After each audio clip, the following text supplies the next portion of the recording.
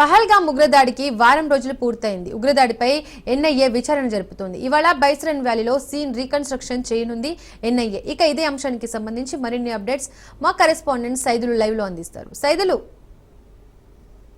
దీపిక, పహల్గామ్ ఉగ్రదాడి జరిగి నేటికి వారం రోజులు అవుతుంది.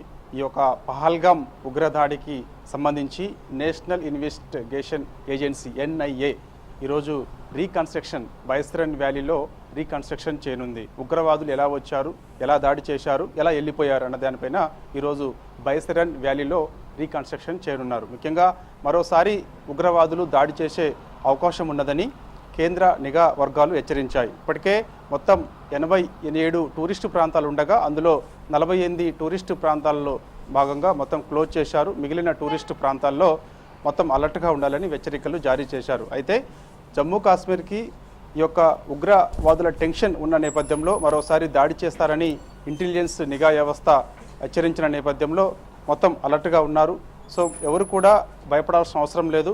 ఎక్కడైతే ఒకవేళ ఉగ్ర దాడి జరిగే అవకాశం ఉన్నదనేది నిఘా వర్గాల సమాచారం ఉందో అక్కడ కట్టుదిట్టమైన భద్రత భారత సైన్యం ఏర్పాటు చేయబోతుంది. ఇప్పటికే నేషనల్ ఇన్వెస్టిగేషన్ ఏజెన్సీ ఎన్ఐఏ కూడా రంగంలోకి దిగింది, రీకన్స్ట్రక్షన్ చేయబోతుంది. కాబట్టి ఖచ్చితంగా ఉగ్రవాదులు ఎక్కడున్నా వారిని పట్టుకొని వాళ్ళకి ఏ విధమైన శిక్ష వేయాలో ఇప్పటికే ప్రధాని నరేంద్ర మోడీ కూడా హెచ్చరించారు. కాబట్టి సో దానిలో భాగంగా ఈ యొక్క భారత సైన్యం కూడా ఉగ్రవాదులు ఎక్కడున్నారో దానిపైన కూడా వెతికే ప్రయత్నం చేస్తున్నారు. వారు ఉండే స్థావరాలు ముఖ్యంగా పాకిస్తాన్ బోర్డర్లో వాళ్ళ యొక్క స్థావరాలను కూడా గుర్తించారు. ఏ క్షణమైనా వారిపైన దాడి చేసే అవకాశం ఉంది. భారత సైన్యం ఏ క్షణమైనా ఈ యొక్క పాకిస్తాన్ టెర్రరిస్టుల స్థావరాలపైన దాడి చేసే అవకాశం అయితే కనిపిస్తుంది. సో కాకపోతే జమ్మూ కాశ్మీర్కి టూరిస్టులు వస్తూనే ఉన్నారు. నిన్న కూడా కొంతమంది విదేశీయులు ఆ యొక్క ప్లేస్కి వచ్చారు. సో ఎటువంటి ఘటనలు చోటు చేసుకోకుండా, అంటే పహల్గామ్లో జరిగినటువంటి ఘటన మరోసారి చోటు చేసుకోకుండా ఉండేందుకు మొత్తం జమ్మూ కాశ్మీర్ మొత్తం కూడా జల్లెడ పడుతున్నారు భారత సైన్యం.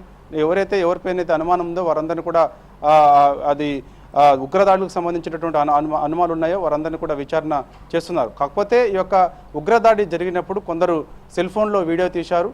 వాటి ఆధారంగా ఈ యొక్క వాళ్ళ యొక్క ఐడెంటిఫైడ్ అంటే గుర్తించేందుకు ఎవరైతే ఆ రోజు టూరిస్ట్ పహల్గామ్కి వచ్చారో వారిని కూడా సమాచారం అడిగి తెలుసుకునే ప్రయత్నం ఎన్ఐఏ చేస్తుంది. ఇప్పటికే కొంతమందిని విచారించినట్టుగా కూడా తెలుస్తుంది. ఎందుకంటే పహల్గామ్లో దాడి జరిగినప్పుడు ఓన్లీ టార్గెటెడ్గా కొంతమంది పురుషులను మాత్రమే టార్గెట్గా చేసుకొని వాళ్ళు ముస్లింలా కాదా అని చెప్పేసి టార్గెట్ చేసుకొని హిందువులు ఉన్న వారిని అందరినీ కూడా టార్గెట్ చేసి చంపేశారు. కాబట్టి సో ఖచ్చితంగా ఆ సమయంలో కొంతమంది అక్కడ ఉండి వీడియోలు చిత్రీకరించారు. కాబట్టి సో వారందరినీ కూడా విచారణ చేస్తున్నారు. వాళ్ళు ఎలా వచ్చారు, ఎక్కడి నుంచి వచ్చారు, ఆ సమయంలో మీతో మాట్లాడిన విషయాలు ఏంటి అనే దానిపైన కూడా ఎన్ఐఏ వాళ్ళందరినీ కూడా విచారణ చేస్తుంది. ఎన్ఐఏ ఈరోజు రీకన్స్ట్రక్షన్లో భాగంగా అనేక అంశాలు రాబట్టే ప్రయత్నం కనిపిస్తుంది. ఎందుకంటే ఖచ్చితంగా ఆ పహల్గామ్ దాడి ఏదైతే ఉందో చాలా రోజుల నుంచి కూడా ఒక కుట్రపూరితంగా ఒక ప్లాన్ ప్రకారం ఒక వ్యూహం ప్రకారం ఈ యొక్క ఉగ్రవాదులందరూ కూడా ఆ ప్లేస్కి పహల్గామ్ ప్లేస్కి వచ్చి ఒక్కసారిగా ఆ యొక్క టూరిస్టుల పైన దాడి చేశారు. కాబట్టి సో ఎవరు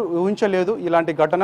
సో అప్పటి వరకు ఎంతో ప్రశాంతతగా ఉన్నటువంటి ఆ పహల్గామ్ ప్లేస్ అంతా ఒక్కసారిగా ఆ యొక్క తుపాకీ తూటాలతోటి మొత్తం కూడా ఆ ప్రాంతం అంతా ఒక వాతావరణం సృష్టించింది, ఒక భీకరమైన వాతావరణం సృష్టించింది. చాలామంది ఆ ఘటన చూసినప్పుడు ఎంతోమంది బాధపడ్డ సంఘటనలు కూడా తెలుసు. సో కాకపోతే ఇప్పుడు మాత్రం ఆ యొక్క రీకన్స్ట్రక్షన్లో ఈ యొక్క అంశాలన్నీ కూడా ఎన్ఐఏ రాబట్టే అవకాశం కనిపిస్తుంది. సో మరోసారి కూడా ఉగ్రదాడి జరిగే అవకాశం ఉన్నదని ఇంటెలిజెన్స్ నిఘా వ్యవస్థ, కేంద్ర ఇంటెలిజెన్స్ నిఘా వ్యవస్థ ఇప్పటికే గుర్తించింది. ఉగ్రవాదులు ఇండియాలోనే ఆ జమ్మూ కాశ్మీర్ ప్రాంతాలు పహల్గామ్ ఆ ప్రాంతాల్లో ఉన్నారా లేదంటే అక్కడ నుంచి పాకిస్తాన్కి వెళ్ళిపోయారా అన్న దానిపైన కూడా కొన్ని రోజుల్లో స్పష్టత వచ్చే అవకాశం కనిపిస్తుంది. ఆ పహల్గామ్ ప్రాంతం అంతా కూడా భారత సైన్యం జల్లెడపడుతుంది. ఎక్కడున్నా సరే వారిని వదిలిపెట్టే ప్రసక్తే లేదు. ఇప్పటికే ఎవరైతే దాడి చేశారో ఉగ్రవాదులు వారిని గుర్తించే పనిలో ఉన్నారు, కొంతమందిని గుర్తించారు.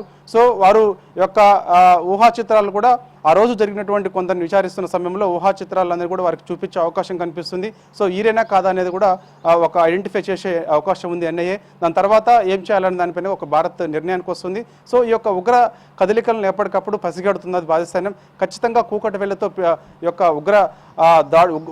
యొక్క ఉగ్రవాదులను కూకటి వేళ్లతో పీకేస్తామని ఇప్పటికే భారత్ సంబంధించిన ప్రధాని నరేంద్ర మోడీ కూడా హెచ్చరించిన నేపథ్యంలో సో భారత్ కూడా మరోసారి అలర్ట్గా ఉన్నది.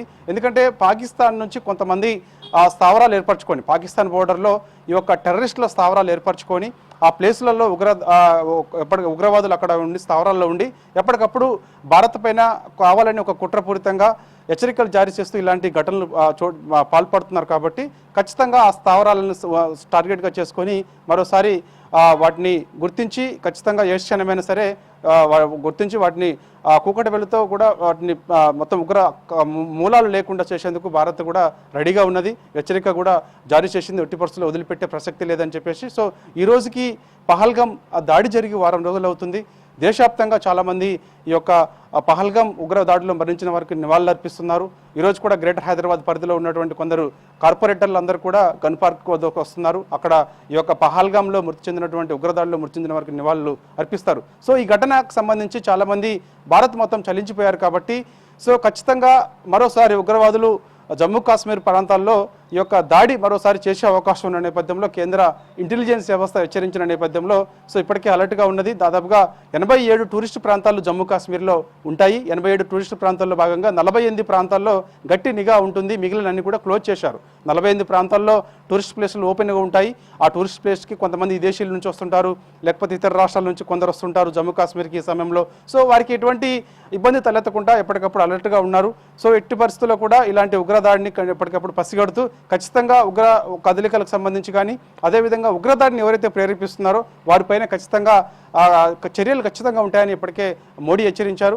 ఈ యొక్క ఉగ్రదాడిని ప్రేరేపిస్తున్నటువంటి పాకిస్తాన్, ముఖ్యంగా పాకిస్తాన్ స్థావరాల నుంచే, పాకిస్తాన్ బోర్డర్ నుంచే పెద్ద ఎత్తున ఉగ్రవాదులందరూ కూడా భారత్కు వచ్చి భారత్లో ఇలాంటి దాడులకి పాల్పడుతున్నారు. కాబట్టి సో ఖచ్చితంగా చర్య ఖచ్చితంగా ఉంటుందని మోడీ హెచ్చరించిన నేపథ్యంలో ఆ చర్య ఎప్పుడు ఉంటుందని కూడా దేశవ్యాప్తంగా అందరూ కూడా ఆసక్తిగా ఎదురు చూస్తున్నారు. ఎందుకంటే గతంలో కూడా ఇలాంటి చర్య అంటే ఇలాంటి ఉగ్రవాదాలకు సంబంధించినటువంటి స్థావరాలు ఏదైతున్నాయో వాటిపైన దాడులు భారత్ చేసిన సంగతి అందరికీ తెలిసిన విషయమే. మరోసారి కూడా ఈ యొక్క ఉగ్రవాదుల స్థావరాలపైన భారత్ దాడి చేసే అవకాశం ఖచ్చితంగా ఉంది, చేస్తుంది కూడా, చేయాలని కూడా భారత ప్రజలందరూ కూడా కోరుకుంటున్నారు. మొత్తం యావత్ భారత సమాజం అంతా కూడా ఖచ్చితంగా ఈ యొక్క ఉగ్ర స్థావరాలపైన కూడా దాడి చేయాల్సిందే, ఎట్టి పరిస్థితుల్లో వదిలిపెట్టొద్దు అని చెప్పేసి కూడా చాలామంది చెబుతున్నారు. భారత్ కూడా ఒక నిర్ణయానికి వచ్చింది.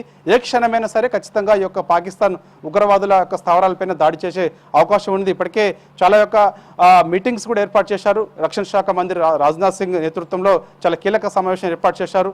జమ్మూ కాశ్మీర్లో కూడా అక్కడ ఉన్నటువంటి ప్రతిపక్షాలు అందరూ కూడా అన్ని పార్టీలతోటి ఒక కీలక సమావేశం ఒమర్ అబ్దుల్లా నేతృత్వంలో కూడా ఒక కీలక సమావేశం ఏర్పాటు చేశారు. కాబట్టి ఇలాంటి ఘటన మరోసారి ఎట్టి పరిస్థితుల్లో కూడా జరగొద్దు. ఎందుకంటే టూరిస్ట్ ప్రాంతాల్లోకి ఎక్కువ మంది వెళ్తుంటారు. కాబట్టి వెళ్తున్న వారికి ఇలాంటి భయం ఉండడం వల్ల ఆ ప్రాంతం అంతా కూడా మొత్తం టూరిస్ట్కి సంబంధించినటువంటి ప్రాంతం కూడా అంటే ఎవరు భయపడిపోతుంటారు, ఎవరు కూడా వెళ్ళరు. కాబట్టి సో ఇలాంటి ఘటన మరోసారి చోచుకోకుండా ఉండాలంటే మాత్రం ఖచ్చితంగా ఈ యొక్క పాకిస్తాన్ యొక్క స్థావరాలు, ముఖ్యంగా ఉగ్రవాదులు ఉండే స్థావరాలపైన దాడి చేయాలని చెప్పేసి కూడా గట్టిగా భారత్ పట్టుబడుతుంది. దానిలో భాగంగా ముఖ్యంగా వారం రోజులు అవుతుంది కాబట్టి పహల్గాం దాడి జరిగి. సో ఈ యొక్క దాడికి సంబంధించి మొత్తం 87 టూరిస్ట్ ప్రాంతాలు ఉండగా 47 ప్రాంతాల్లో గట్టి భద్రత ఏర్పాటు చేశారు. మరోసారి ఇలాంటి ఘటన జరిగే అవకాశం ఉన్న నేపథ్యంలో ఎన్ఐఏ కూడా హెచ్చరించింది. అంటే కేంద్ర నిఘా వ్యవస్థలు కూడా అన్ని కూడా అలర్ట్గా ఉన్నాయి. కాబట్టి ఈ యొక్క దాడికి సంబంధించి భారత్ ఎప్పటికప్పుడు ఈ యొక్క ప్లేసెస్ అందరినీ కూడా పహల్గాం ప్లేస్ అనేది కూడా మరి కాసేపట్లోనే నేషనల్ ఇన్వెస్టిగేషన్ ఏజెన్సీ ఎన్ఐఏ ఈ యొక్క బైసరన్ వ్యాలీలో రీకన్స్ట్రక్షన్ మరి కాసేపట్లో చేయనుంది. ఎలా జరిగింది, ఎలా వచ్చారు, ఎలా పోయారు అనే దానిపైన కూడా మరి కాసేపట్లో ఎన్ఐఏ రీకన్స్ట్రక్షన్ చేయనుంది. Thank you.